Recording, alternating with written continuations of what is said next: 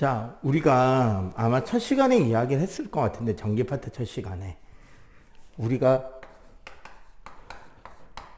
전기 단원에서 제일 처음에 배우는 개념이 정전기. 정전기라는 건 뭐였다? 정지 상태의 전하. 전하가 멈춰있게 되면 멈춰있는 전하는 어떤 현상들이 나타나느냐?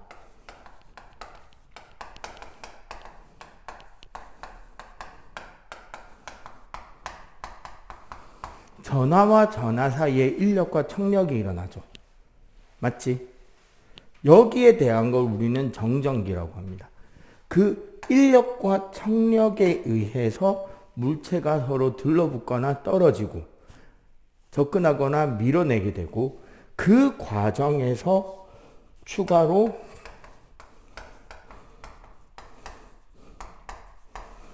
정전기 유도라고 해가지고 어떻게 도체에서는 전자의 이동이,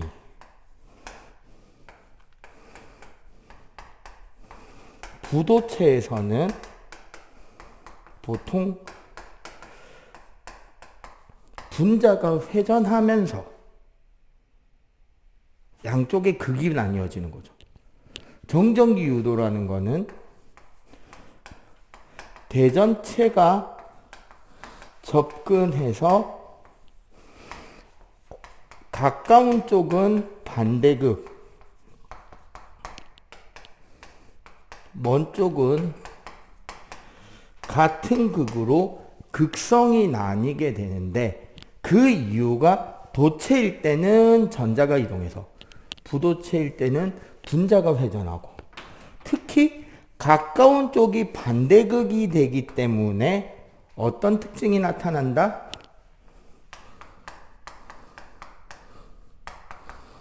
인력이 더 크게 나타난다는 거죠. 그지? 그래서 대전체와 물체는 서로 끌어당기게 된다. 요 내용이 일단 우리가 첫 번째 시간에 배우는 정전기에 대한 대략적인 정리죠. 그리고 이 정전기와 관련해서 세 번째 배우던 게 정전기 유도를 통한 검전기가 있었지. 자, 검전기가 할 수 있는 일 세 가지 간략하게 요약하면, 검전기가 할 수 있는 일 첫 번째, 뭐?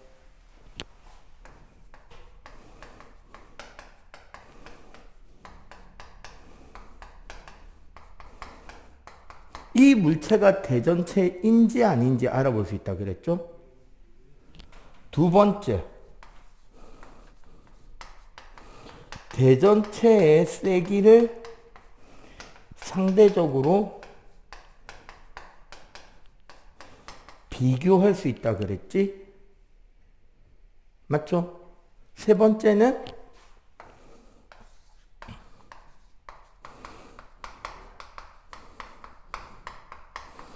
대전체가 어느 극성을 띠고 있는지도 알 수 있었죠.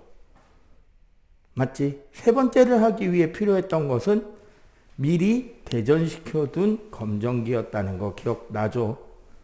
요게 이제 우리가 이제 시험 치기 전 시간에 배운 정전기에 대한 내용을 요약해 봤습니다. 그죠? 두 번째 파트가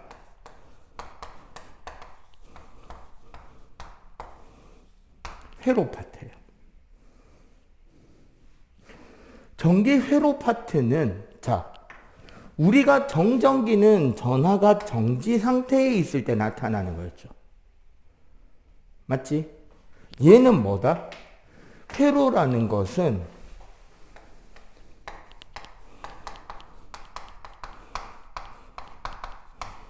도선을 따라서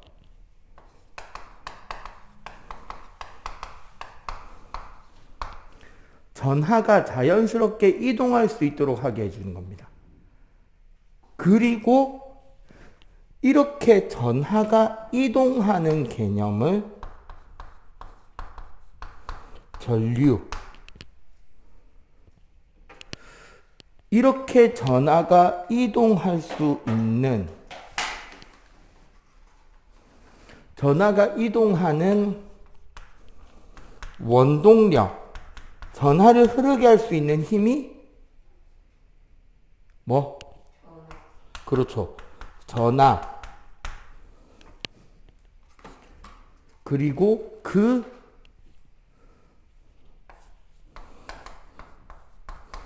흐름을 방해하는 요소가 저항. 이때 이 세 개의 관계식이 무슨 법칙? 그렇죠.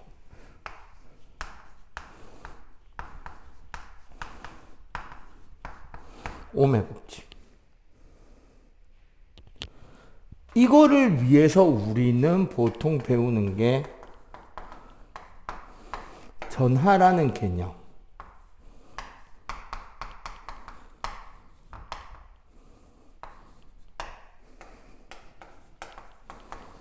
전류라는 개념.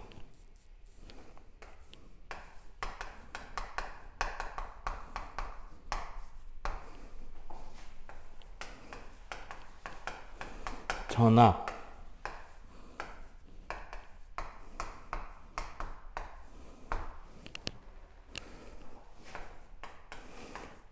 저항.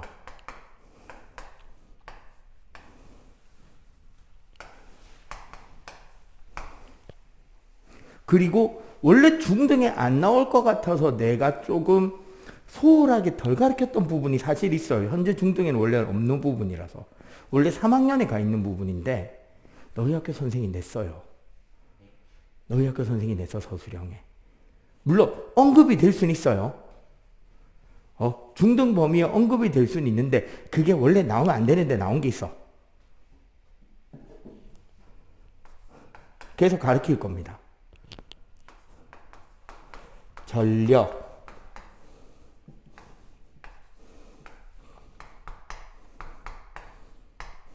이 개념까지. 요거를, 원래 요거는 현재는 어디에 있냐면 중3 에너지 파트가 있거든요. 근데 너희 학교 선생님이 냈어요. 응? 그리고 전력을 설명하기 위해서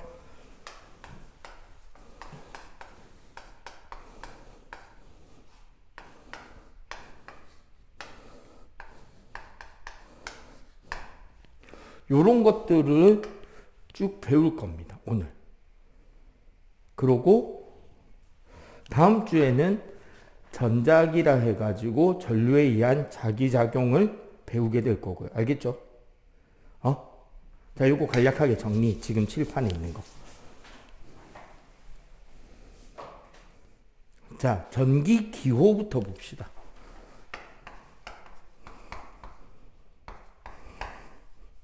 자, 회로에 쓰이는 기호예요. 네.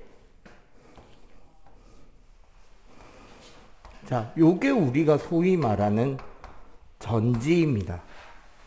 그 전압을 만들어주는 장치죠. 여기서 중요한 건 어디가 플러스 극이다? 분명히 지난주에 이야기했었죠. 긴 쪽이 플러스 극이다. 짧은 쪽이 마이너스 극이다. 지난주에도 이야기를 했는데 전지라는 개념은 요쪽에서 요쪽으로 우리가 전류를 흐르게 할 수 있는 그런 능력을 가진 장치입니다. 문제는 뭐냐? 실제 전자들은 반대쪽으로 간다는 거예요. 전류의 흐름과 전자의 이동 방향은 같다, 다르다? 반대라는 거지. 그죠? 그때 이야기했잖아요. 지금도 우리는 마이너스의 값이 어떠한 역할과 의미를 가지고 일을 수행하는 거를 되게 어색하게 받아들이게 됩니다. 대표적인 예로 민준이 내일부터 하루 용돈 마이너스 500원. 그럼 어떻게 돼요? 어떻게 해야 돼? 내일부터 매일 용돈이 마이너스 500원이다.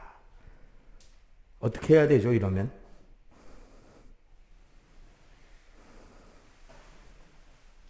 어떻게 해야 돼? 용돈이 마이너스 500원이다.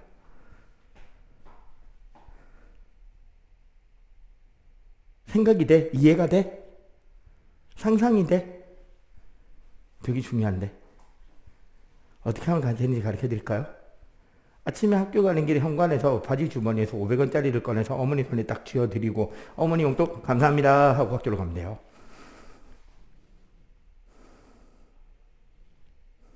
이야기했었잖아요. 과학에서 마이너스는 반대쪽이라는 의미입니다. 몇 번 더 나올 거예요, 뒤에 가면서. 그러니까 옛날에 전기라는 말이 언제부터 이야기가 나왔냐면 이집트 때 나왔어요. 그리스 신화 시대에 그리스 이집트 시대에 나온 거야. 알렉산드리아에 그 대도서관이 있던 시대에 나온 말이에요. 전기라는 말은. 동물의 가죽에 호박석을 막 문질렀더니 반짝반짝반짝반짝반짝 우리 정전기가 튄 거예요. 스파크가. 그걸 가지고 반짝거리는 것, 빛나는 것이라는 뜻의 그리스어인 엘렉트라라는 단어로 그 현상을 표현한 겁니다. 엘렉트라, 일렉트로닉스. 그렇게 온 거예요. 단어가. 그러니까 그리스 시대 단어라고 기원전 몇천 년, 기원전 한 2, 3천 년 단어란 말이에요. 근데 그때부터 지금 최근까지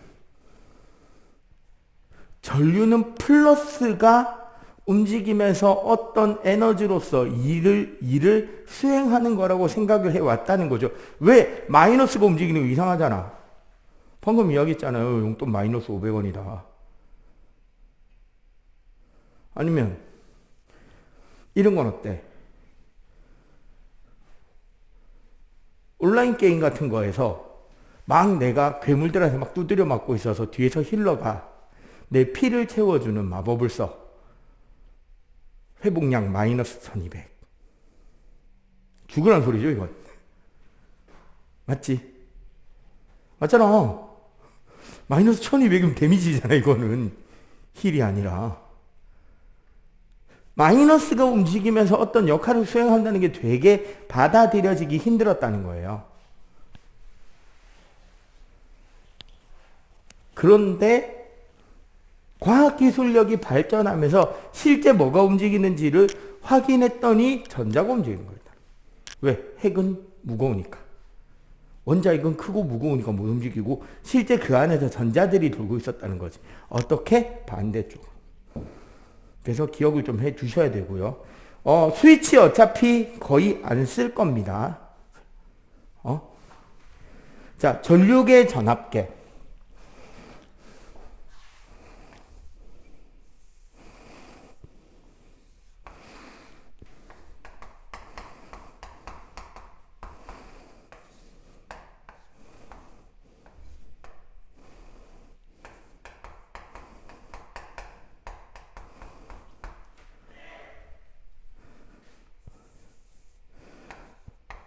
자, 전류계는 A, 전압계는 V인데 여기 보면 밑에 밑줄이 그어져 있죠. 봐봐. 우리 전류의 단위가 A, 암페어잖아. 맞죠? 전압의 단위는 V, 볼트였기 때문에 여기 A다, V다의 뜻은 이해가 쉽죠? 그럼 이 밑에 그어져 있는 이 밑줄의 뜻은 뭐냐? 이 밑줄. 이 밑줄. 밑줄의 뜻은 이게 직류용이라는 뜻입니다. 우리 건전지 같은 거 봐봐. 우리 건전지를 이용해서 회로를 구성하잖아요. 근데 얘네들은 전류가 어떻게 흘러? 한쪽으로만 흐르죠. 맞지? 건전지 플러스 마이너스 극이 바뀌냐? 바뀌는 일이 있어요? 없잖아. 그래서 한쪽으로만 전류가 흐르잖아요. 근데 여러분들 집에서 쓰는 이런 콘센트, 우리가 집에 쓰는 전기인 콘센트는 교류라는 전기가 흐릅니다. 교류라는 건 뭐냐면 전류가 1초에 60번 흐르는 방향이 바뀌어요. 그럼 이렇게 한쪽으로 쭉 흘러가고 있는 게 아니라 실제로는 전자들이 한 자리에서 왔다 갔다 왔다 갔다 왔다 갔다 하는 거야. 1초에 몇 번? 60번. 그렇기 때문에 여러분들 미니카 알아요? 미니카. 나라라 부메랑 미니카. 조그만한 자동차에 건전지 2개 놓고 모터 꽂고 쫙 달리는 거 있잖아. 학교 앞에 있는 트랙 같은 데서. 경주용 자동차 있잖아요. 그 무선 조종 말고 그냥 앞으로만 쭉 가는 거. 그거 건전지 거꾸로 놓으면 어떻게 되게? 네, 뒤로 갑니다. 우리 전동기에서 생각해봐. 전류 흐르는 방향 반대로 하면 회전 반대로 된다라고 지난 시간에 시험 대비용 빠른 수업에서 이야기했었잖아요. 맞지? 그럼 우리 이런 콘센트는 이렇게 꽂았다가 뒤집어 꽂으면은 선풍기가 반대로 돌고 하니? 세탁기가 막 거꾸로 돌고 믹서기가 거꾸로 돌고 하니? 집에 있는 전자제품들이 막 정수기가 더러운 물을 뱉어내고 하니? 안 하잖아. 왜 그런데? 애시당초 우리가 가정용 전기는 교류이기 때문에 1초에 전기가 60번 왔다 갔다 해. 이게 왼쪽 출발이 먼저인지 오른쪽 출발이 먼저인지 알게 뭐야. 그지? 어차피 똑같은데. 그래서 우리는 콘센트 꽂을 때 이렇게 꽂는지 신경 안 쓴다고. 맞죠? 그지? 그런 전기가 교류용인데, 그래서 우리는 건전지 회로를 쓰니까 직류용 전류계, 직류용 전압계를 사용한다 이 소리입니다. 그리고 이제 우리가 뒤에 가서 배우겠지만 이 전류계도 플러스 극, 마이너스 극이 존재를 하고, 중요한 건 요 플러스 쪽에 건전지의 플러스 극이 마이너스 쪽에 건전지의 마이너스 극 쪽으로 연결을 해야 된다라는 것도 시험 칠 때는 나오는 부분이었죠. 회로에서 종종 나옵니다. 다행히 이번에 너희 학교에서는 안 나온 것 같아요. 그지? 그리고 전구랑 저항이 있는데, 얘가 전구, 얘가 저항인데, 보통 우리 전구는 백열전구를 쓰는데, 요즘은 학교에서 쓰는 교육용 백열전구는 아직까지 외국에서 수입해서 쓰는 것 같아요. 백열전구는 전기 에너지가 열 에너지가 되고 얘가 빛 에너지로 방출이 되는 형태가 전구. 저항은 전기 에너지를 열 에너지로만 바꾸는 게 저항입니다. 그렇기 때문에 사실 회로에 대한 여러 가지 값을 분석하려고 한다면 그냥 전구를 저항이라 생각하고 문제 푸는 게 차라리 속 편합니다. 알겠어요? 그래서 우리가 실제로 전기 회로에서는 전지, 전류계, 전압계, 저항, 그리고 도선 요렇게만 쓰게 될 겁니다. 물론 스위치는 열었다 닫았다의 개념 때문에 뭐 쓰게 될 수도 있겠지만 그냥 요 개념만 쓴다고 생각해 주시면 좋을 것 같아요. 그리고 거의 반드시 시험에 나오는 것, 물의 흐름과 전기 회로.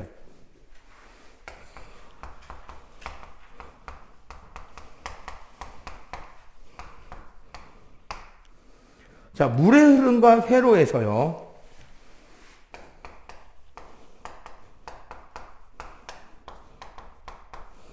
펌프가 건전지. 물이 흐르는 파이프가 도선. 파이프 속을 흐르는 물이 전하입니다. 물 방울을 이야기하면 전하가 되는 거예요. 즉 전자가 되는 거죠. 따지고 보면.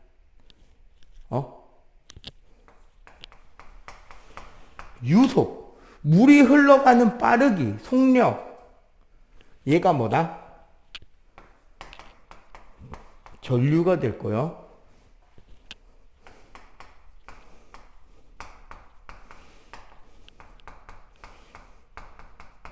물을 퍼올린 높이가 전압.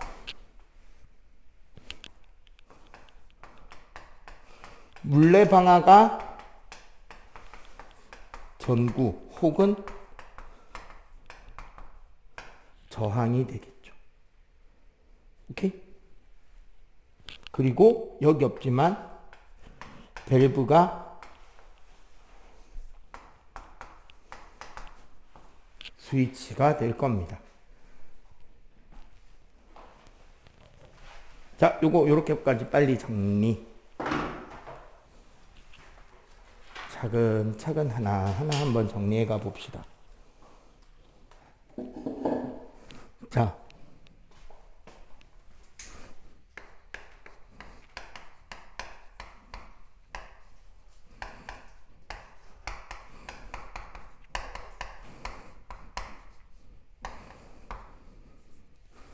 자, 전류는 기호를 I로 쓰고 단위를 A, 암페어라고 합니다. 우리가 전류란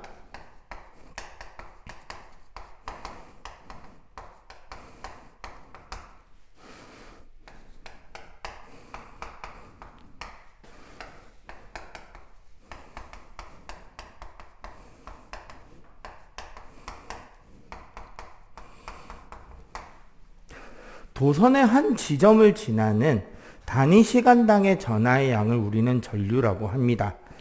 이 말을 그대로 공식으로 쓰면 전류라는 것은 시간당 흘러간 전하의 양.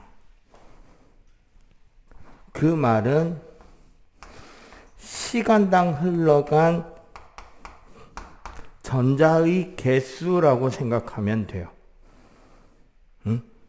일반적으로 1암페어라는 것은 1초에 1쿨롱이 지나간 거. 같은 개념은 1초 동안에 6.25 곱하기 10의 18승계의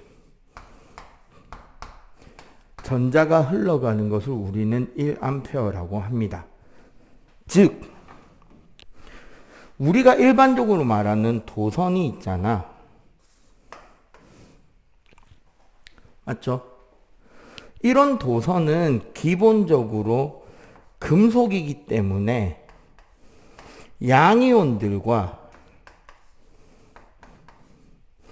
그 사이를 채우고 있는 자유전자들로 구성된단 말이야.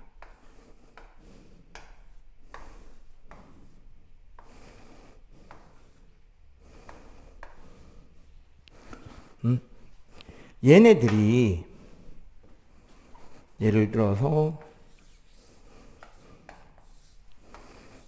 요렇게 연결이 되면 요쪽이 플러스 극이, 요쪽이 마이너스 극이 되기 때문에 이 전자들은 어느 쪽으로? 플러스 극 쪽을 향해서 요렇게 빠르게 이동을 시작합니다. 이렇게 이동한다고 할 때 이 도선상에 요 지점을 지나는 초당 개수를 따지는 게 전류의 개념이에요. 오케이? 얼마나 많이 잘 흘러가고 있느냐를 따지는 게 전류. 그래서 이 전류와 함께 배우는 개념이 우리 요 교과서에는 현재 지금 살짝 빠져 있는데 바로 뭐냐면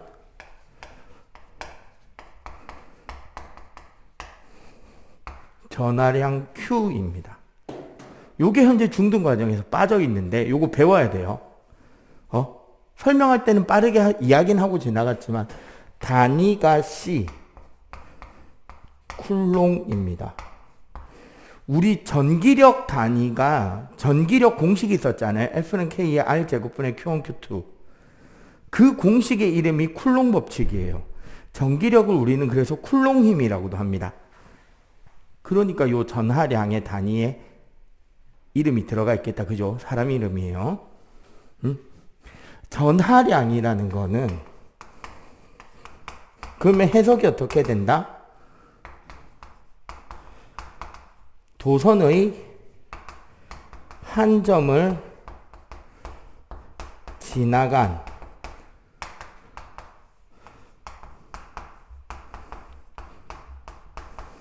총 전하의 양이 전하량이 될 것이고, 맞죠?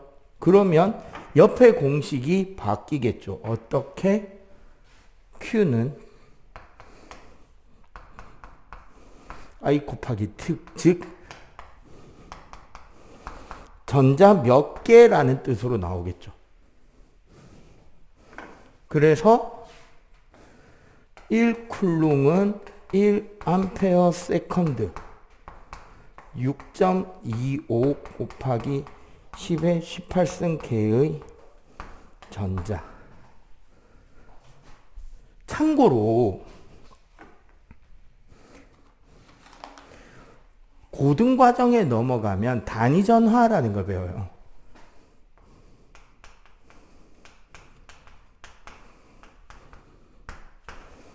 E라는 걸 배우는데 이건 뭐냐면 전자 한 개분 혹은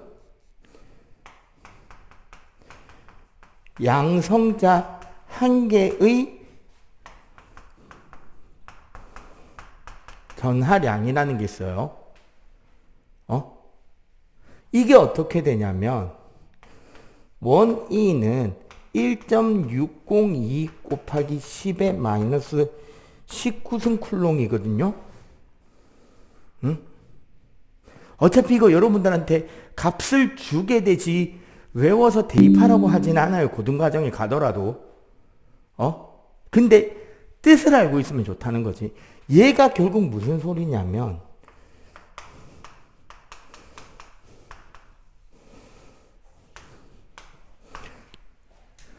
(1쿨롱이) 전자 이만큼이랬잖아. 맞죠? 그러면 전자 한 개는 이거분의 1쿨롱이 돼서 이렇게 계산이 됩니다. 요걸 우리 단위전하량이라고 해요. 우리 양성자나 전자 한 개의 전하량이 같다 그랬잖아. 그거 크기가 요만큼이라는 거야. 전자 한 개분. 알겠죠?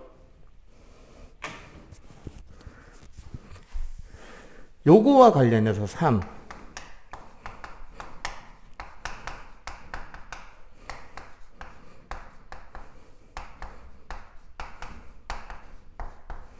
전하량 보존 법칙이라는 게 있습니다.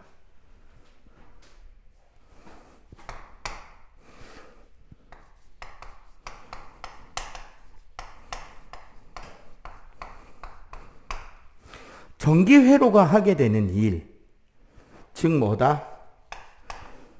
전구에서 빛이 나고 저항에서 열이 나고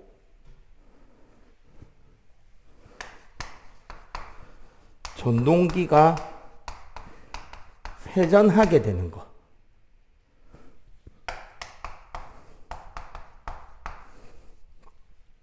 그런 일을 하게 될 때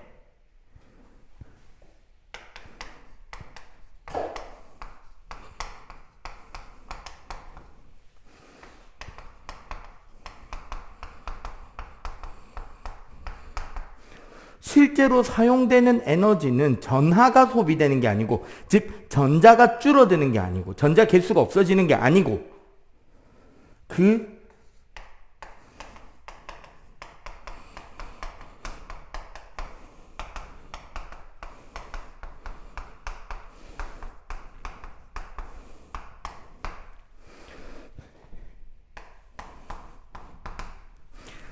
전하가 실제로 운반하고 있던 전기에너지라는 거예요. 즉 회로의 전자가 이렇게 돌잖아요. 우리 직류에서는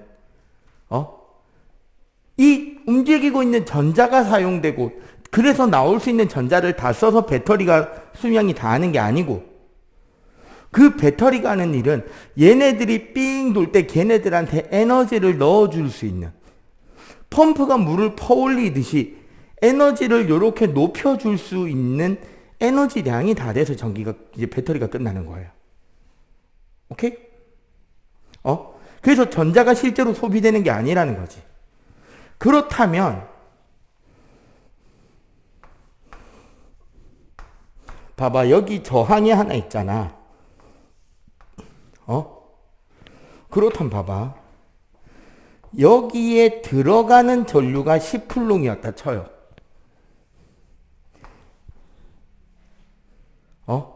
그럼 저항에서 빠져나온 전하량도 몇 쿨롱이어야 돼? 그렇죠. 10쿨롱이 나와야 되는 거지. 그죠? 그럼 우리가 전류를 이해하려면 얘네들이 만약에 5초 동안에 10쿨롱이 지나갔다고 한다면 여기서 10쿨롱이 나오는데 몇 초 걸린다? 네, 똑같이 5초 걸리는 겁니다. 자, 여기 봐봐. 이미 도선에 전자 꽉 차 있잖아. 얘네들이 줄 서서 계속 빙글빙글 도는 거란 말이에요. 맞지? 그럼 봐봐. 여기를 지나는 개수랑 여기를 지나는 개수랑 여기를 지나는 개수가 같다 다르다? 같겠죠. 맞지? 그렇기 때문에 이렇게 계산이 되면 여기가 몇 암페어? 여기가 2암페어가 들어간 거죠. 5분의 10이니까. 왜? 우리 전류의 세기는 시간당 전하량이라 그랬잖아. 맞죠? 초당 쿨롱이랬잖아. 맞지? 그럼 여기서 나오는 것도 몇 암페어다? 2암페어입니다. 요게 사실 뭐냐면 우리가 직류회로에서 전류는 각 부분의 전류량과 전부 다 같다라는 뜻이 되는 거예요.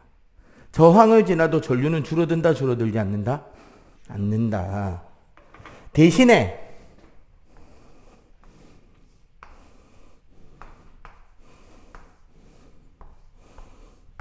요렇게 병렬로 되어 있다면 여기서 들어가는 게 10쿨롱, 위쪽으로 6쿨롱, 아래쪽으로 몇 쿨롱? 그렇죠. 4쿨롱. 그럼 여기서 다시 몇 쿨롱? 그렇죠. 이번에는 얘가 2초 만에 지나갔다면 여기도 몇 초 걸린다? 네, 2초. 자, 앞 영상에서 우리는 결국 정리한 건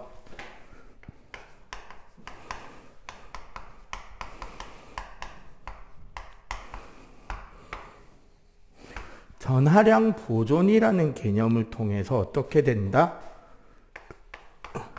직렬과 병렬의 관계에서 전류는 직렬에서 어떻게 된다?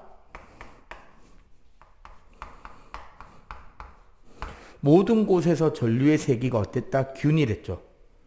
병렬에서는 그 전체의 전류는 그 병렬로 분리된 각 부분 전류의 합과 같다라는 것이 설명이 되었습니다. 그죠?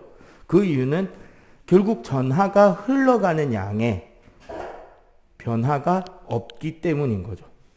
이해가 되죠? 여기는 오늘 계속 쭉 이제 연결을 해 내려갈 겁니다. 자, 한 바닥 넘어가 볼까요? 전압.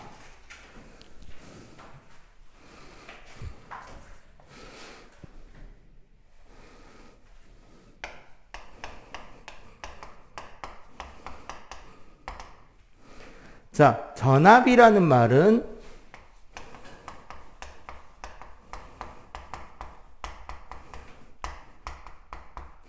전기적인 압력이라는 개념. 지금 여기 그림 봐봐. 두 개의 물탱크의 수위의 높이 차이가 있잖아. 맞죠? 그럼 어떻게 된다? 물높이가 높은 쪽은 압력이 세고 물높이가 낮은 쪽은 압력이 약하잖아. 그럼 어떻게 된다? 양쪽의 수압 차이가 같아질 때까지 물이 한쪽으로 흘러가겠죠. 맞지? 계속 만약에 물을 흐를 수 있게 하려면 어떻게 하면 돼? 지금 저기서 낮은 쪽에 있는 물을 펌프로 파다가 높은 쪽에다가 계속 채워준다면, 그 높이 차이를 계속 유지시켜 줄 만한 펌프가 있다면 계속 물은 일정하게 흐르겠죠. 저기 우리 책에 있는 그림처럼. 그 개념, 전기적인 압력이라는 뜻에서 전압이라고 하는데, 전압과 같은 뜻을 가지는 물리적 개념이 두 가지가 더 있어요. 뭐 지난번에 설명을 했지만 바로 기전력, 달릴 기자를 써가지고요.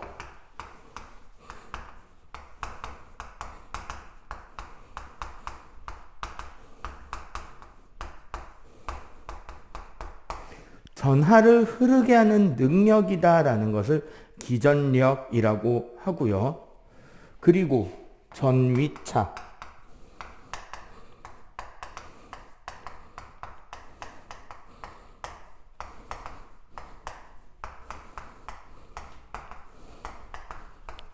아까 우리 첫 번째에서는 압력이라고 불렀지만 선생님이 생각할 땐 이게 좀 더 근본적인 뜻에 가까운 것 같아요. 전기적 위치 에너지 차이.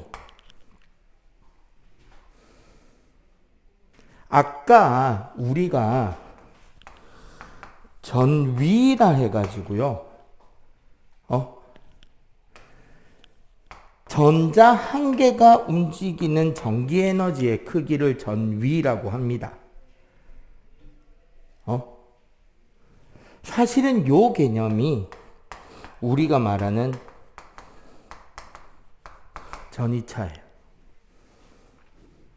각 전하한테 얼마만큼의 에너지를 높여줄 것이냐, 얼마만큼의 에너지를 실어줄 것이냐, 그 역할을 하는 게 뭐다? 이 전위차를 만들어주는 장치가 바로 뭐라고? 전지예요. 우리가 보통 이런 이야기 하잖아. 얘 몇 볼트라고 건전지 아나? 보통 제일 많이 이야기하는 게 1.5볼트다. 그죠? 맞지? 이 1.5볼트라는 뜻이 바로 뭐냐면 전하당 받은 에너지. 각각의 전자들에게 1.5볼트라는 에너지를 높여준다는 거지. 1.5볼트만큼. 뭐 어떻게 할 때마다? 건전지 하나 지나갈 때마다. 요 개념 알겠어? 그러면 이 개념을 바탕으로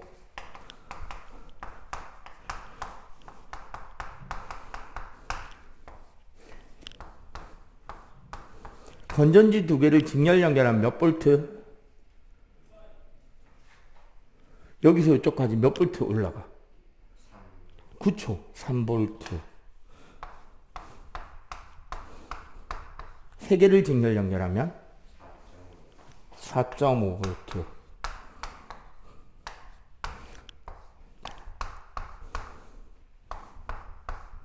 네 개는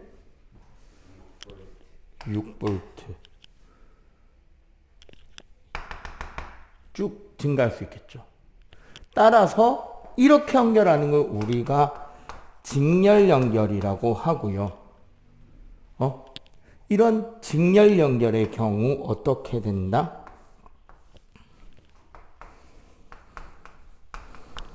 건전지 개수에 따라서 뭐는 점점 증가한다?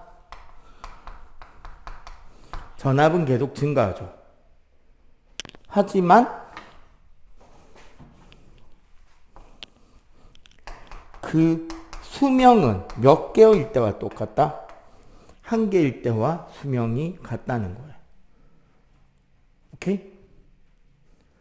즉, 직렬 연결은 언제 쓰는 것이 좋다?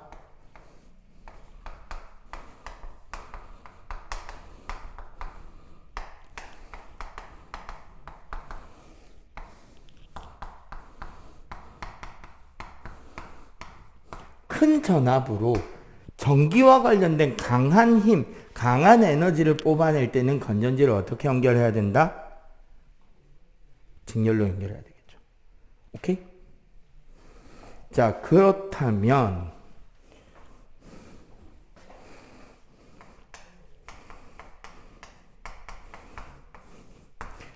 건전지를 병렬 연결할 때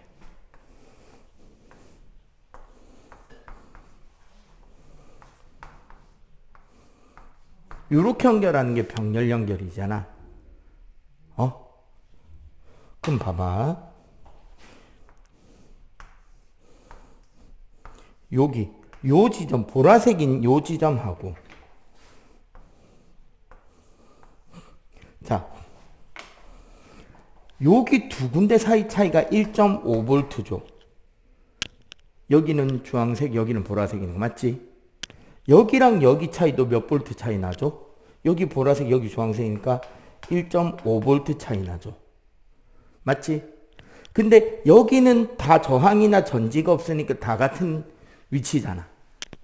여기도 다 같은 위치죠. 여기까지. 그러면 여기서 여기까지도 몇 볼트 차이 난다?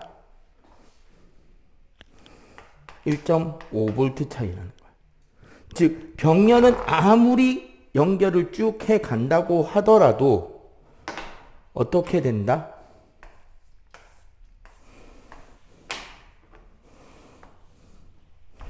그 전압은 원래 한 개일 때랑 똑같다는 거죠. 대신에 어떤 특징이 있다? 그 수명은 건전지를 연결하면 연결할수록 계속 증가하겠죠. 맞지? 자, 이렇게 계속 증가할 수 있기 때문에 병렬 연결은 언제 써야 된다? 결국은 안전과 관련해서 쓴다는 거. 어떻게? 긴 시간 동안 전기 에너지가 공급되어야 되는 비상 상황. 이런 비상용으로 어떤 전기장치를 사용해야 될 때는 병렬로 연결해야 됩니다. 자, 그러면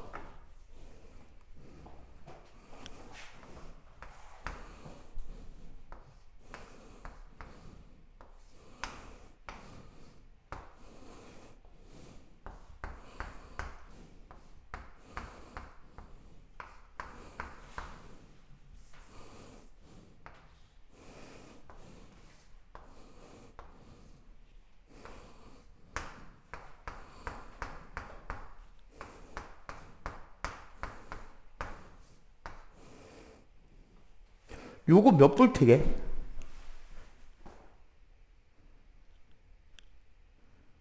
이럴 경우는 어떻게 해야 될까요?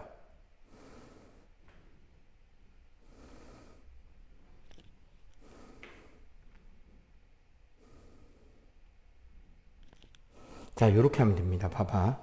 요거 건전지 두 개니까 몇 볼트예요? 그쵸? 요거 3볼트, 요거도. 근데 요거 세 개는 지금 무슨 관계? 병렬이죠. 그러면 여기서부터 여기까지가 몇 볼트? 3볼트죠. 병렬이잖아. 맞죠? 그럼 여기는 4.5V지. 여기도 4.5V죠. 여기서 여기까지 몇 볼트? 4.5V지. 여기 건전지 몇 개? 한 개죠. 몇 볼트야? 1.5V잖아. 근데 얘랑 얘는 무슨 관계다 지금 모양이? 직렬이죠. 그러니까 얘랑 다 더하면 이 전체는 몇 볼트? 9V가 됩니다. 오케이? 그래서 여기 전압의 경우 직렬일 때 전체 전압은 각 부분 전압의 합이 되고요. 직렬처럼. 병렬일 때는 어떻게 된다? 전체 전압이나 각 부분 전압이나 어떻다? 다 일정하다가 됩니다. 오케이? 여기까지 적고 여기서 여기까지 필기한데 얘 맨 마지막에 넣으세요. 필기.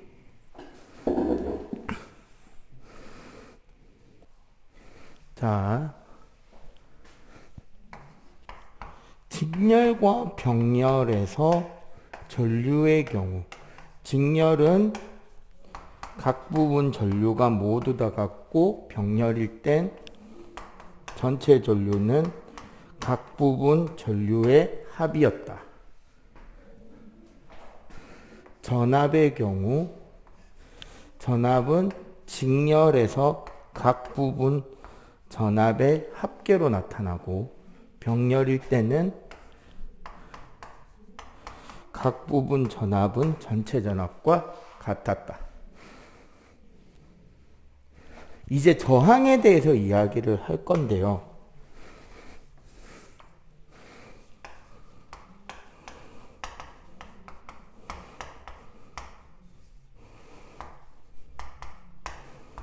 옴이라는 단위를 씁니다.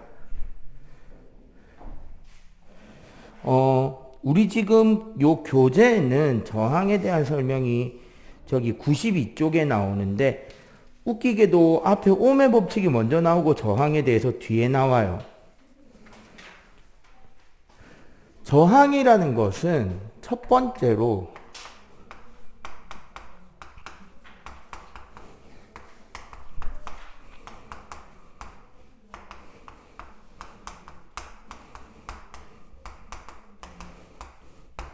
도선에서 전하가 흐르는 흐름, 이게 전류죠. 도선에서의 전하의 흐름, 얘가 전류잖아. 맞죠? 전류를 방해하는 것이 저항입니다. 이거 말 자체가 바로 전류라는 것은 저항에 반비례한다라고 이야기를 할 수 있어요. 그러면 왜 방해가 되느냐? 아까 우리가 도선을 그렸었잖아요.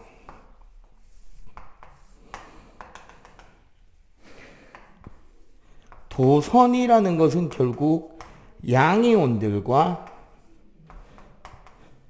양이온들 사이를 지나가고 싶어 하는 전하의 흐름이 전류였잖아. 그지? 그런데 얘네들은 현재 고체이고요. 열 에너지를 가지고 있잖아요. 온도가 있을 거 아니야. 절대 온도일 리는 없잖아요. 도선이니까. 실온의 온도를 가지고 있기 때문에 그 실온의 온도에 해당하는 만큼 각각의 양이온들, 각각의 원자들은 자기 자리를 기준으로 해서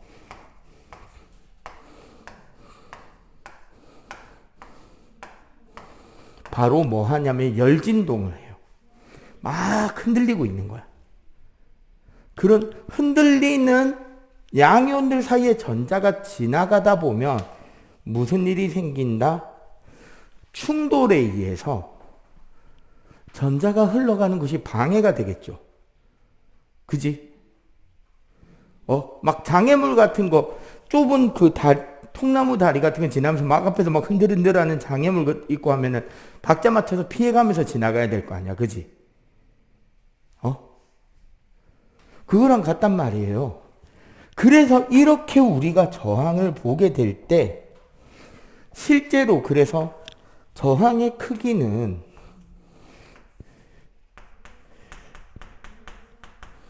면적,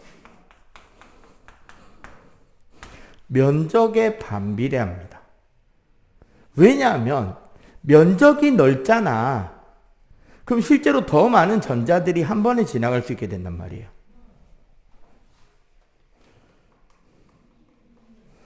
그지? 전자들이 더 빠르게 한 번에 와르르 지나갈 수 있기 때문에 전류가 증가해요. 면적이 넓을수록. 그래서 저항과 반비례입니다. 왜? 저항과 전류가 반비례라서 그래. 그 다음에 길이.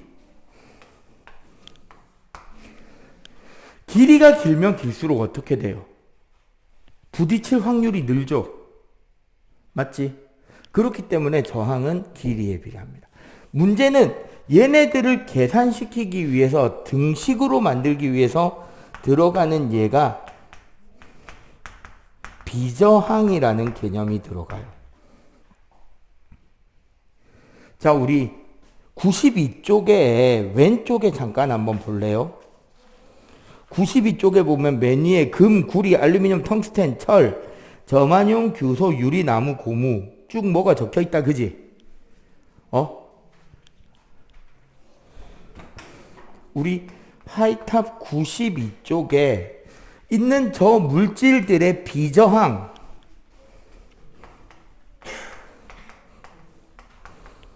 세 그룹으로 나눈다면 어디를 나누면 될까요? 금에서부터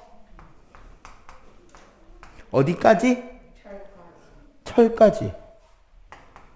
그리고 밑에 애들은 유리에서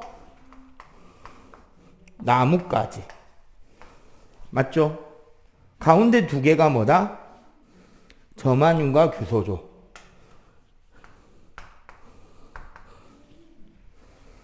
맞지? 우리는 요 위에 애들을 도체라고 부릅니다. 비저항 값이 대체로 어느 정도가 돼요? 10의 마이너스 8승 되죠. 맞지?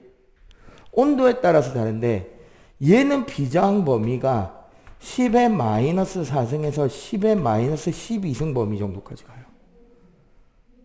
되게 쉽게 말해서 같은 넓이, 같은 굵기와 같은 길이를 가진 도선이라고 할 때라도 이 비저항 값이 얘네들은 엄청나게 작잖아. 그죠? 따라서 금속으로 만들어진 녀석들의 저항은 매우 작다는 걸 알 수 있지. 그지? 유리에서 나무, 얘네들을 우리가 절연체라고 해요. 절연체의 비저항은 어느 정도쯤 된다? 지금 보니까 유리가 10의 10승에서 14승, 나무가 10의 8승에서 11승, 고무는 10의 13에서 10의 6, 10의 실제로 한 8승부터 10의 20승 정도까지 갑니다. 절연체들. 요 사이에 얘네들, 규소와 저마늄을 우리는 반도체라고 하고, 얘네들이 보통 1에서 10의 4승 범위 정도까지의 비저항을 가져요. 말 그대로 반도체인 거지. 반쯤 도체. 알겠어요? 이 비저항 부분 말고 요 부분으로 우리가 문제가 나온다면 어떤 문제가 나온다? 저항이 큰 거는 가늘고 긴 녀석이겠죠. 맞지? 저항이 작은 녀석은 어떤 거? 굵고 짧겠죠. 그지? 그리고 여기서 한 문제 더 나옵니다. 바로 뭐냐면 이거예요. 면적이 S고 길이가 L인 어떤 저항이 있다고. 얘 저항의 크기가 R이라고 합시다. 얘를 반으로 잘라버리면 어떻게 되죠?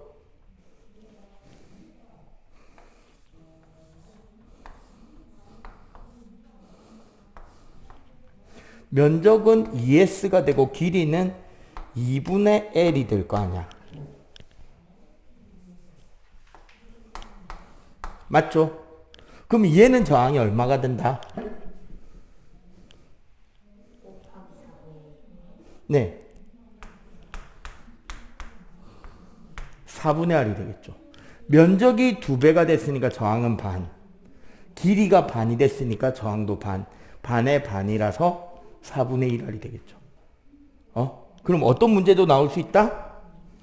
얘를 쭉 잡아 늘려서 길이가 2L이 되고 요게 2분의 S가 되면 얘는 저항이 몇 배? 4배. 4R이 된다는 거. 이해가 되죠? 이런 식으로도 저항 관련 문제가 나올 수 있고요. 저항 두 번째 작용 설명해야 되니까 일단 요거 정리.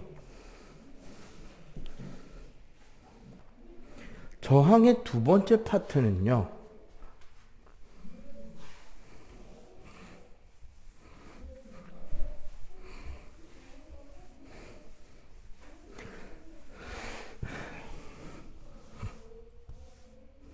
아까 우리가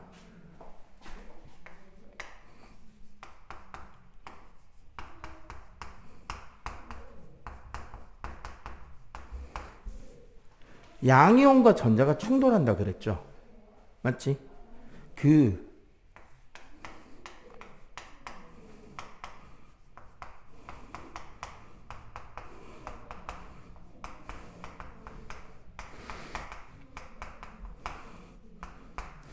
이 양이온과 자유전자가 충돌하면서 열에너지가 발생하게 되는데 사실 이 열에너지의 발생은 바로 전위라고 하는 전기의 에너지가 열에너지로 전환이 되는 거예요. 이 과정에서 어떻게 되느냐? 바로 전위의 강하. 이 과정에서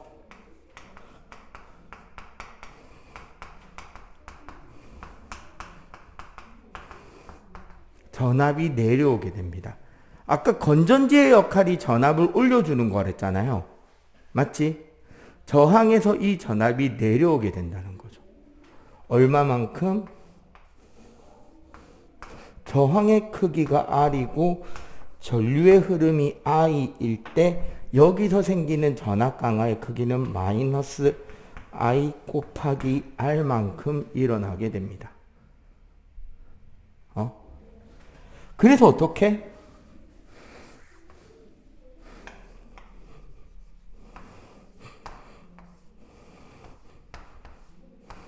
요런 가장 기본적인 전기 회로를 보자면 전압이 V죠. 저항이 R이고 흐르는 전류가 I라고 할 때, 자, 요 지점의 에너지가 전위 에너지, 전기적 위치 에너지가 E0 혹은 V0라고 한다면, 여기서부터 여기까지는 전부 다 E0에 속하는 범위죠. 맞지? 그리고 여기서부터 요 영역은 E0 플러스 V의 위치 에너지를 가지는 곳이잖아. 자, 여기서 우리가 전기가 흐르는 방향으로 한 바퀴 돈다고 친다면 결국 어떻게? E0에 플러스 V 마이너스 I 곱하기 R을 한 게 E0가 되죠. 자, 요거 약분해서 0이 된다면 V 마이너스 I 곱하기 R은 0. 따라서 어떻게? V는 IR, I는 R분의 V, R은 I분의 V가 됩니다. 맞죠? 자, 요 형태로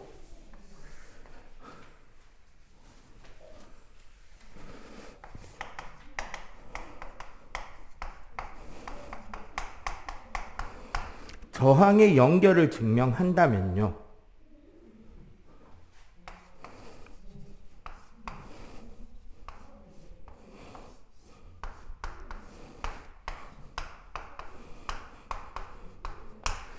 요렇게 우리가 직렬 연결에서는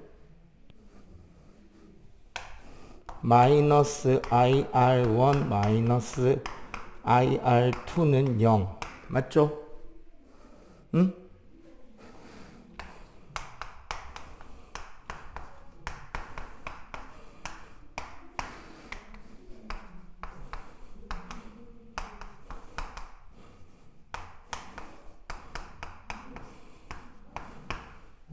그래서 어떻게 따라서 약분해버리면 R은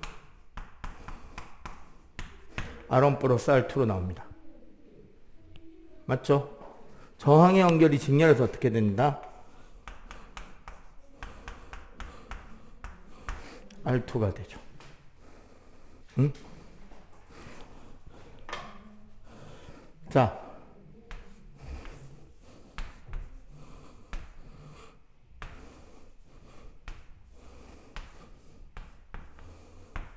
요런 병렬 연결이라면 똑같은 개념에서 요 부분하고 요 부분이 잡힐 거 아니야. 맞지? 자, 여기 V, R1, R2, I1, I2일 거니까 어떻게 된다? V는 I1, R1, V는 I2, R2가 될 거고, 그지? 그럼 우린 여기서 뭐가 된다? I1은 R1분의 V. 여기서 I2는 R2분의 V가 되고, 여기로 들어가는 전류를 I라고 한다면, I는 I1 더하기 I2라는 식이 돼서 얘네들을 대입시키면,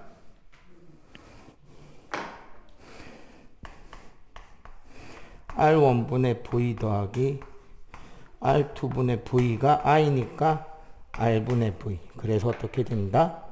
따라서 R분의 1은 각 저항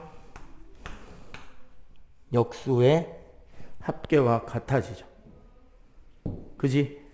그래서 여기는 어떻게 된다?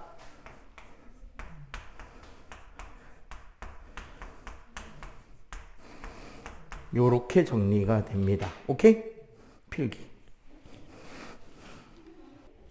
자, 고급 과정이 뭐냐면 원래 중등에 나오는 과정은 아닙니다만 저항이 되게 다양한 모양으로 복잡하게 엉켜져 있을 때 어떻게 풀 것인가에 대한 해석.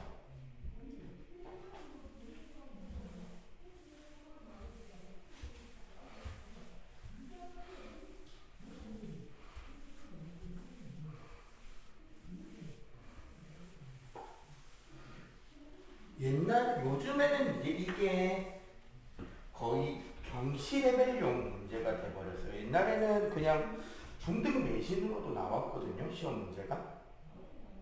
근데 요즘은 이게 내신 문제가 아니고 그냥 경시 문제가 돼버렸어요. 왜냐하면 현재 중등 교과에서는 정량적 교육을 기피합니다. 즉 계산 문제를 가급적 내지 말라고 해요. 그리고 하필 이 저항의 연결은 통합과학에도 안 나오고요. 물리학 1에도 없습니다. 언제 나온다? 물리학 2를 봐야 나와요. 근데 사실 과거 영등학교 갈 일 없으면 별로 배울 필요가 있는 건 아닌데 경시대회에 나온다는 거죠. 교내 경시, 과학 경시. 딱 고용도. 그 대신에 한번 배우면 재밌어요. 이게 잠깐만 배워보자. 바로 뭐냐면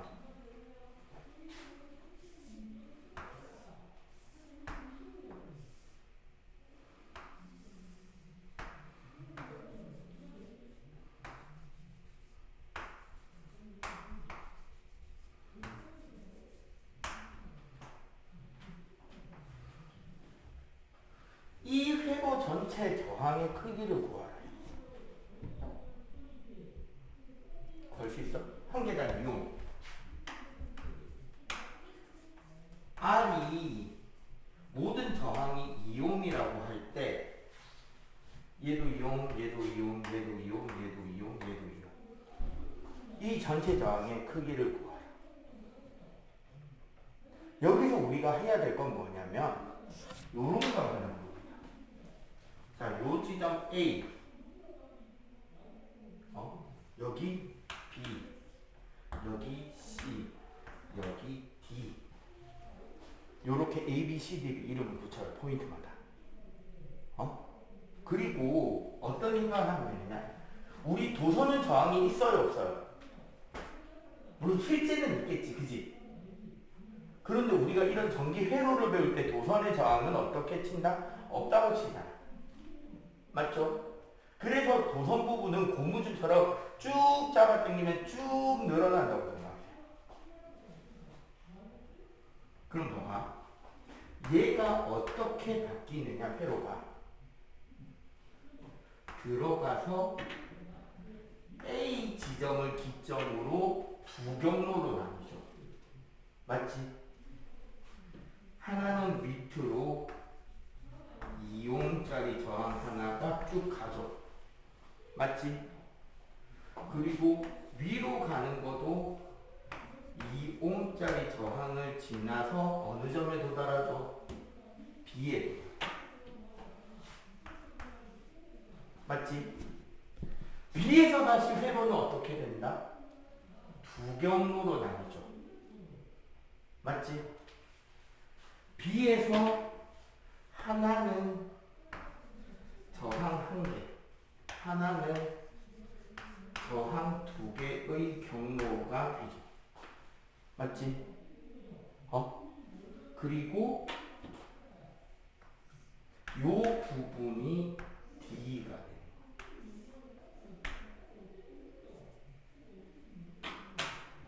요렇게. 알겠어? 이거 자꾸 쭉 잡아당기면 요 모양 된다는 거죠. 오케이? 자, 이렇게 되면 우리는 어떻게 하면 되느냐? 제일 안쪽부터 계산을 해서 나오면 됩니다. 점점 밖으로. 자, 요거 2옴, 요거 2옴이잖아. 그지? 그러면 요 두 개 합치면 몇 옴이 돼요? 직렬이잖아. 몇 옴? 4. 그쵸. 여기가 4옴이죠. 얘 하나 얼마인데? 2옴이지. 그치? 그럼 이제 이만큼은 몇 옴이 되죠? 요거 계산 어떻게 해? 병렬이잖아. 맞죠? 어떻게? 4분의 1 더하기 2분의 1은 4분의 3. 맞지? 근데 이게 뭐다? 8분의 1이니까 따라서 R은 3분의 4옴이 되잖아. 요만큼이 얼마라고? 3분의 4옴이죠. 맞지? 그럼 봐봐. 여기 3분의 4와 여기 2옴은 이제 직렬 관계가 됐죠. 맞죠? 그러면 이만큼은 다시 얼마가 된다? 3분의 10옴이죠. 이만큼이 3분의 10이 되는 거 알겠어? 맞지? 2옴은 얼마인데? 3분의 6이잖아. 그죠? 자, 이제는 이 3분의 10옴과 여기 2옴이 무슨 관계? 병렬이지. 그러면 뒤집으면 어떻게 된다? 10분의 3 더하기 2분의 1. 맞지? 그럼 얼마야? 10분의 3 더하기 10분의 5 10분의 8 이 R분의 1이죠. 뒤집으면 R은 8분의 10 4분의 5니까 1.250 회로 전체 저항은 1.250이 되는 겁니다. 어떻게 계산했는지 알겠죠? 다시 정리하자면 직렬 얘랑 얘 병렬 이만큼이랑 얘가 직렬 이 부분 전체랑 얘가 병렬 이런 회로를 우리가 알기 쉽게 이렇게 쭉 잡아당겨 늘려가지고 회로를 정리해서 풀면 됩니다. 됐죠? 요거 필기. 자, 지금부터 하는 설명은요. 중3 과정에 가서 다시 한번 이야기가 나올 부분이에요. 아마도. 바로 뭐냐면 전기 에너지입니다.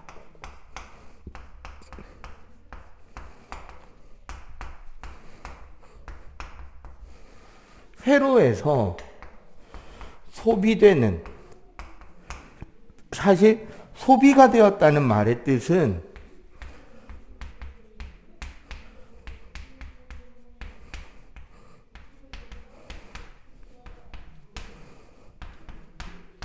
다른 형태의 에너지로 전환이 된 무슨 소리인지 알겠죠?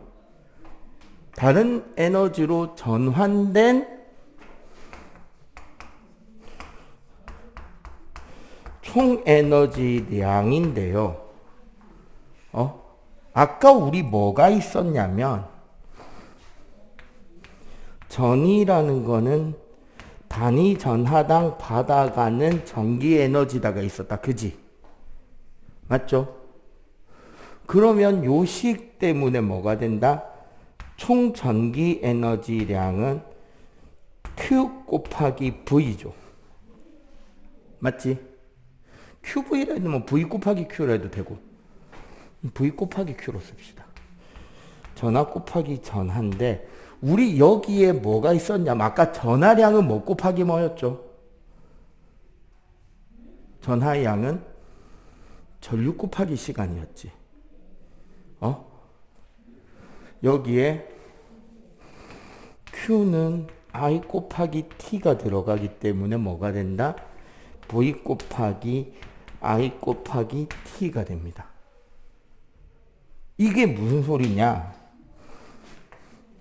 1J이라는 전기 에너지는 1V의 전압에 1A의 전류가 1초 동안 흘러갈 때 소비되는 에너지량이라는 소리죠. 오케이? 자, 전력.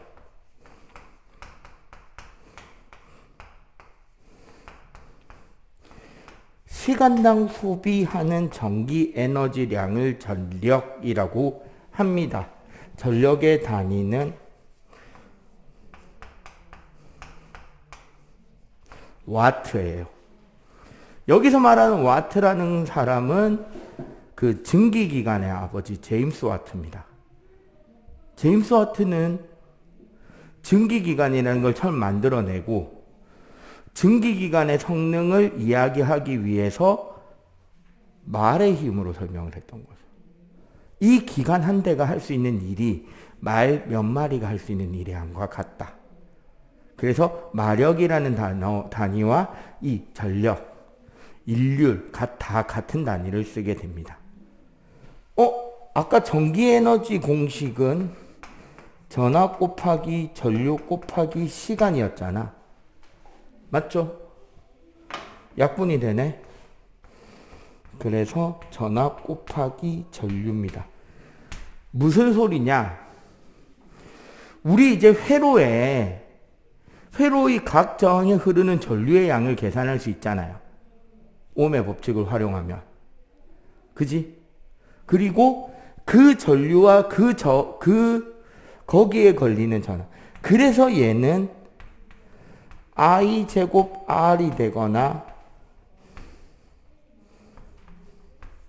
R분의 V제곱이라는 형태로 계산을 할 수 있게 됩니다. 오케이? 자, 바로 이 전력의 뜻이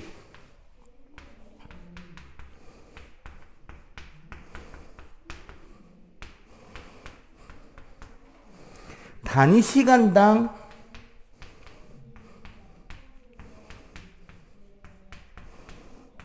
소비되는 에너지예요. 그럼 봐봐. 똑같은 전구를 사용하고 있다면, 같은 전구를 쓴다면, 같은 종류의 전구를 쓴다면 와트 수가 클수록 어떨 것이다? 더 많은 전기 에너지가 빛 에너지로 바뀌겠죠. 그지? 즉 와트 수가 클수록 더 밝습니다. 대신에 주의해야 될 건 있어요. 우리 LED가 있고요. 형광등이 있죠. 옛날에 쓰던 백열 전구가 있죠. 그냥 전구 말 그대로 백열등. 그지? 같은 밝기를 낼 때 백열등이 와트 수가 제일 커요. 그건 무슨 소리다? 백열등이 전기를 가장 많이 잡아먹는다는 소리야. 왜냐하면 아까 전구 이야기할 때 선생님이 살짝 이야기했는데, 백열 전구는 필라멘트에 전기가 흐르면서 그게 저항이에요. 필라멘트 자체가. 그러면 열이 나겠죠. 필라멘트가 엄청 뜨거워졌기 때문에 복사 에너지의 형태로 빛을 방출해 버립니다. 복사열을 방출하는 형태로. 그래서 전구를 만지면 뜨거워요. 대신에 무슨 소리다? 잠시만. 또 계속 할게요. 그래서 같은 에너지, 같은 효과를 낼 수 있다면 와트 수를 작은 걸 하는 게 전기 에너지를 줄일 수 있겠죠. 전기 소비를. 백열등은 전기 에너지를 열로 바꾸고 그 열 에너지 때문에 빛이 나니까 열로 빠져나가는 에너지가 너무 많잖아. 그에 비해 LED는 상대적으로 열 발생량이 적다는 거죠. 선생님 옛날에 썼던 핸드폰 중에 베가 LTEX라는 LTE 폰이 있었어요. 5G 나오기 전에. 배터리가 게임을 하면 20분도 안 돼서 끝나. 100%가. 왜 그렇게 고물폰이냐? 게임을 돌리면 핸드폰이 뜨거워서 손으로 못 잡을 만큼 뜨거워져. 전기 회로를 잘못 짜가지고 발열이 너무 심하게 나는 폰인 거야. 그러면 뭐야? 배터리에 저장해 놓은 전기 에너지 대부분이 뭐로 빠져나가 버린다? 열로 날아가 버리는 거죠. 이해가 돼요? 그래서 그런 제품들은 배터리 수명이 짧을 수밖에 없었던 거지. 자, 이 전력과 관련해서 공부하는 것이 두 가지가 있어요. 중3이 되면. 첫 번째는 소비 전력에 대한 개념. 저런 에어컨 같은 거 전기 많이 먹는다고 하잖아요. 맞지? 모든 전자제품에 보면 이런 기록이 있습니다. 예를 들어서 200V 1600W 요런 어떤 전자제품이 있다고 칩시다. 요 표시는 무슨 소리냐? 이 전자제품은 200V라는 전압을 걸어주면 1600W의 일을 할 수 있는 전자제품입니다. 라는 소리죠. 1초에 1600줄씩의 일을 한다는 소리예요. 자, 따져보자. 얘가 전압이고 얘가 P죠. 전력이지, 와트니까. 그럼 우리는 요 두 개에서 뭐를 알 수 있다? 전류가 몇 암페어인지도 알 수 있죠. 몇 암페어? 그렇죠. 8암페어죠. 맞지? 1600 하니까 숫자가 너무 크다. 줄이자. 800W. 그럼 몇 암페어? 그렇죠. 4암페어가 되죠. 그리고 봐봐. 요 과정에서 우리는 뭐를 할 수 있다? 저항 크기도 알 수 있죠. 몇 옴?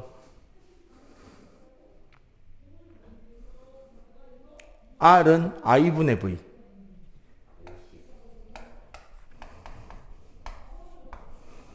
근데 여기 이 50옴이 이 전자제품이 가지는 가장 고유한 값이 됩니다. 전자제품 자체의 값이죠. 우리나라는 200V, 220V의 전기를 쓰지만 일본 가면 100V, 110V 전기 쓴단 말이야. 그럼 이 전자제품을 그대로 가져가서 만약에 100V에 연결을 했다면 몇 암페어가 나온다?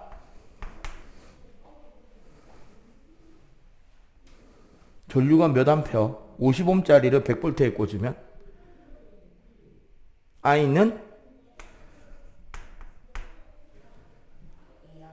네, 2암페어밖에 안 나오죠.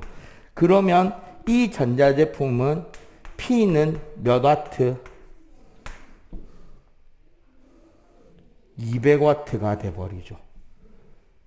맞지? 전압을 반으로 줄였더니 할 수 있는 일회량은 4분의 1로 줄었죠. 맞지? 그래서 전자제품은 100V용, 200V용을 잘 써야 되는 거야. 거꾸로 말하면 같은 전자제품을 100V용짜리를 우리가 수입해 왔다고 쳐요. 근데 얘를 200V에 꽂아버리면 전기 에너지를 몇 배나 먹는다? 4배나 먹죠. 맞지? 4배나 먹는다는 거는 그 전자제품의 열도 몇 배가 난다? 4배가 난다는 소리지. 그럼 그 전자제품이 제대로 작동이 되겠어요? 터지겠어요? 터져버리죠. 그래서 우리 학원 같은 경우 저거 밖에 프린터기 일제잖아. 그래서 보면 옆에 변압기 달려있어요. 100V로 떨구는 기계. 무슨 소리인지 알겠죠? 자, 일단 요거 필기해봐봐. 이거 필기 끝나고 나면 아까 말한 거 전구 2개, 건전지 2개일 때 전구 밝기가 어떻게 되는지 이걸로 계산하는 거 해드릴게요. 봐봐. 전력은 전압 곱하기 전류라서 직렬일 때는 전력은 전압에 비례하는데 전류가 일정하기 때문에 저항이 큰 곳에가 전압이 크죠. 즉 저항을 직렬로 연결하게 되면 저항이 큰 곳에서 더 많은 열이 난다는 소리입니다. 병렬로 연결하면 전력을 결정하는 것은 전류가 되고 저항에 반비례한다는 거죠. 합선이 나면 불이 나잖아요, 우리. 그 이유는 합선으로 연결된 회로 전선 부분은 저항이 없잖아. 거의 없잖아요. 그러면 어마어마한 전류가 흐를 수 있겠죠. 그래서 열이 나서 불이 나는 거예요. 자, 우리 초등학교 때 한 거. 요걸 한번 생각해 봅시다.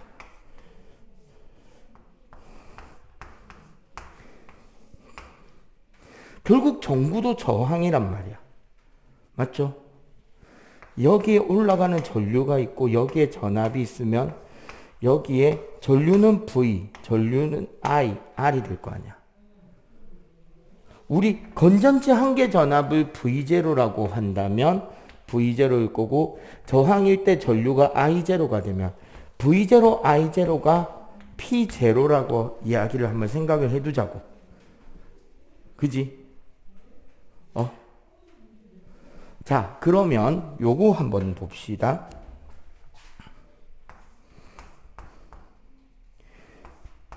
건전지 2개를 직렬로 하고요.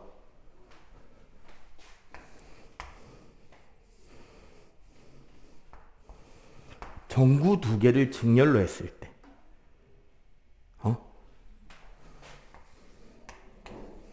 그럼 얘도 저항이 R, 얘도 저항이 R. 우리 전압은 얼마? 2V0죠. 맞지?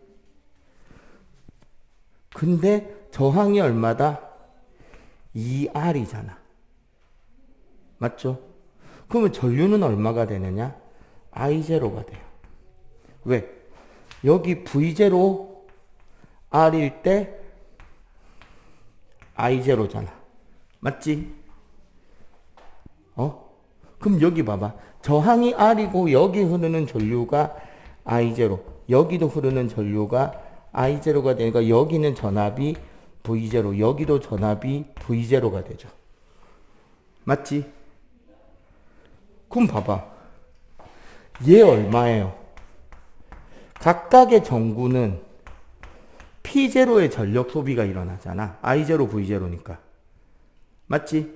즉 건전지 한 개, 전구 한 개일 때랑 건전지 두 개 직렬에 전구 두 개 직렬일 때 밝기는 같죠. 그지? 자, 이번에는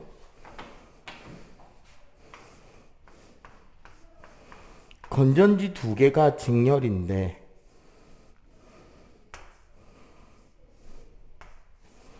전구는 병렬로 연결했어. 어차피 얘랑 얘랑 같을 거 아니야. 그럼 하나만 생각해도 될 거죠.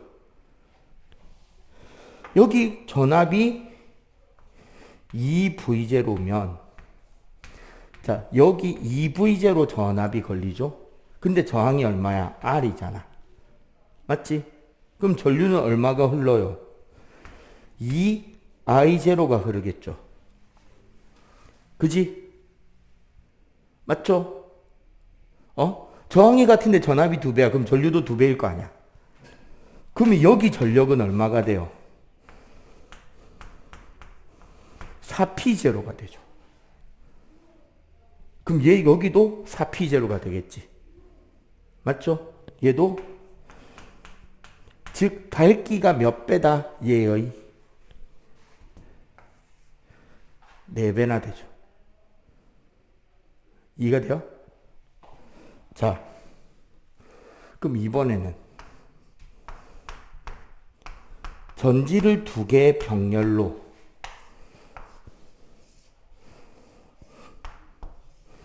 전구를 직렬로 여기도 R, 여기도 R. 그럼 봐봐. 전압이 V0죠. 근데 저항이 얼마야? 2R이잖아. 맞죠? 그러면 전류는 2분의 I0가 흐르겠지? 그죠? 그럼 여기도 2분의 1 I0, 여기도 2분의 1 I0.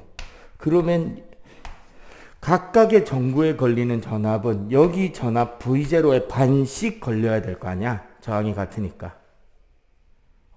아니면 이거 곱하기 이거 하면 요거 곱하기 요거에 반밖에 안 될 거 아니야? 2분의 1 V0, 2분의 1 V0가 걸리죠. 맞지? 그러면 여기 밝기는 4분의 1 P0가 돼요.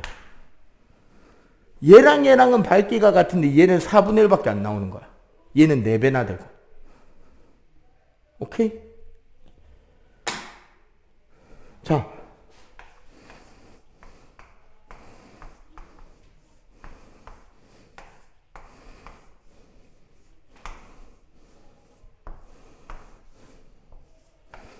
요거는 생각해봐.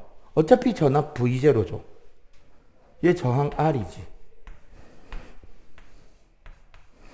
여기 전압이 V0라서 전류가 I0잖아. 맞죠? 여기 전압 V0라서 전류 I0일 거 아니야. 그럼 여기는 각각 원래 밝기인 P0의 전력이 소비되죠. 맞지? 얘는 결국 얘랑 같은 거잖아. 그래서 얘가 4배, 얘는 4분의 1, 여기는 1이잖아요. 그럼 밝기를 굳이 따지면 얘가 밝기가 4라면 얘는 16, 얘는 1, 얘는 4가 되겠죠. 밝기 비율이. 오케이? 이런 식으로 각 저항마다 혹은 전구마다의 전압과 전류를 구해서 곱해주게 되면 뭐를 구할 수 있다? 전구의 밝기를 구할 수도 있다는 거지. 회로가 어떻든 간에. 알겠어요? 알겠지? 물론 요 내용은 중3에 나올 겁니다. 그때 되면 다시 한 번 더 설명을 할 거예요. 필기.